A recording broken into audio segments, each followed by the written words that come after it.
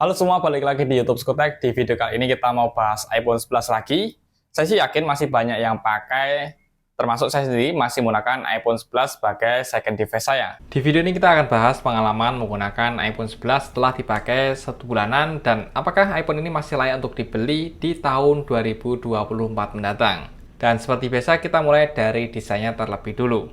Desain di iPhone 11 ini menurut saya memang sudah tertinggal jika kita bandingkan dengan iPhone seri terbaru, yang mana desain bodi dan sisi-sisinya sudah mengkotak. Namun untuk build quality-nya tentu masih solid khas iPhone. Faktor lain yang membuat iPhone 11 ini terasa tertinggal jauh adalah layar IPS-nya yang masih beresolusi 720 dengan refresh rate yang 60Hz saja. Yang mana menurut saya di tahun ini layar 720 itu biasa digunakan untuk HP entry level di kelas 1 jutaan. Dari sektor performa, iPhone 11 ini masih mumpuni, apalagi untuk user casual yang penggunanya hanya sebatas sosmed dan foto-foto seperti saya. Selain itu, iPhone 11 juga masih mumpuni untuk teman-teman gunakan edit video di CapCut. Saya sendiri juga pakai iPhone 11 ini untuk ngedit di CapCut. Jadi memang masih mumpuni kalau kita bicara soal performanya. Namun perlu diingat karena iPhone ini rilis di 2019, kemungkinan tahun depan adalah tahun terakhir si iPhone 11 dapat update OS-nya. Untuk sektor baterai, iPhone yang saya punya memang sudah terasa kepayahan, apalagi semenjak update ke iOS 17.0.3. Untuk penggunaan kasual, saya butuh 2 kali charging dalam 1 hari. Dan bila dalam kondisi idle, namun tetap terkoneksi di WiFi, paling lama baterainya bertahan di 3 harian saja. 4 hari itu udah oke banget. Saya sih maklum ya, karena unit yang saya beli ini adalah unit bekas, beli di Singapura sekitar sebulan yang lalu. Dan kalau saya lihat di True Tools-nya memang baterai ini sudah pernah diganti, jadi ya oke-oke saja. Nah, untuk performa baterai ini mungkin akan berbeda jika unit teman-teman lebih fresh, harusnya baterainya pun juga lebih awet. Lanjut untuk kameranya, hasil foto dan videonya masih oke, terlebih jika teman-teman ambil foto ataupun videonya di kondisi yang cukup bercahaya.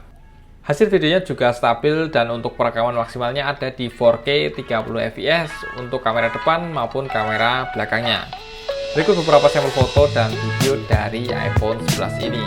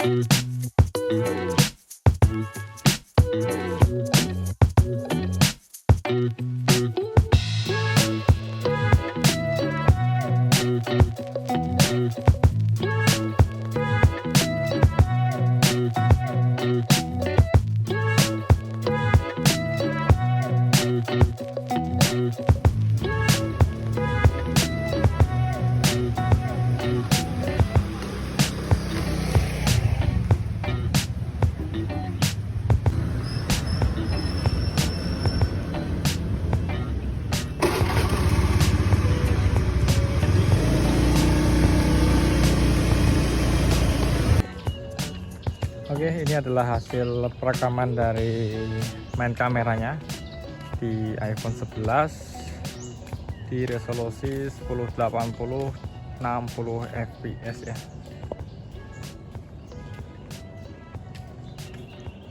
Terik ya ini ya. Kalau dari viewfindernya stabil ya, jalan biasa.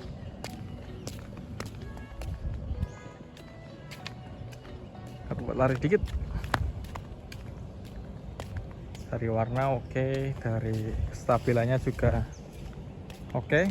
Cuman untuk dari suaranya, ini jarak dari mulut ke handphonenya kurang lebih sejengkal lebih dikit.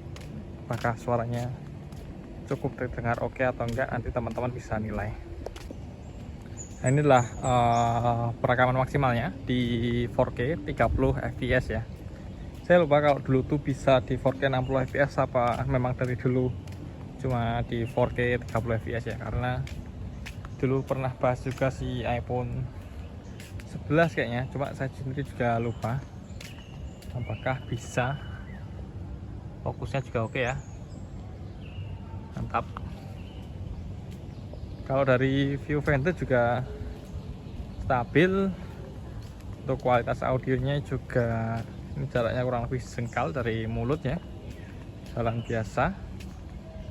Teman-teman bisa nilai lebih stabil yang di 1080 atau di 4K ini juga tetap stabil.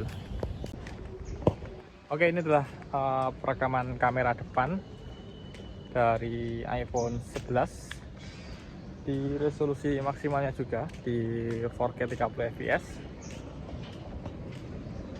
Tangannya agak goyang-goyang. Apakah hasilnya juga goyang atau tidak? Kita lihat ya, ini soalnya lebih goyang-goyang. Kita coba lihat hasilnya nanti. Oke, jadi untuk fitur-fitur lain seperti True Tone, brightness ini juga masih berfungsi dengan baik di iPhone 11 ini. Nah, fitur lain seperti Face ID juga masih berfungsi dengan baik. Lalu untuk speakernya, teman-teman bisa dengarkan seperti ini untuk sampel audionya.